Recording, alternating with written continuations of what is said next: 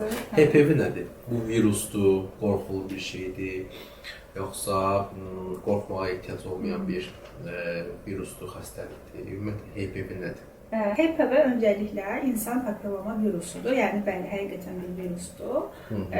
Qorxmalı bir şeydirmi? Nəzarət olunmalı bir şeydir desə daha düzgün olar. Çünki əslində 200-dən çox növü var HPV-nin. Bunların hamısı əslində çox təhlükəli növlər deyil, amma bir hissəsi xüsusilə cinsi yolla keçir və istər qadınlarda, istər kişilərdə ya ziyillərə səbəb olur, yəni bu ətxal dediyimiz tipdə dəri törəmələrinə. Bəziləri isə, xüsusilə 16 və 18 nömrəli tiplər, həmçinin başqa tiplər də var təbii ki.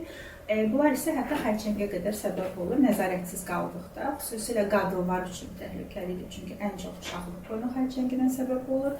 Eyni zamanda qırtlaq xərçənginə, yenə də kişilərin cinsiyyət orqanı xərçənginə də səbəb ola bilir.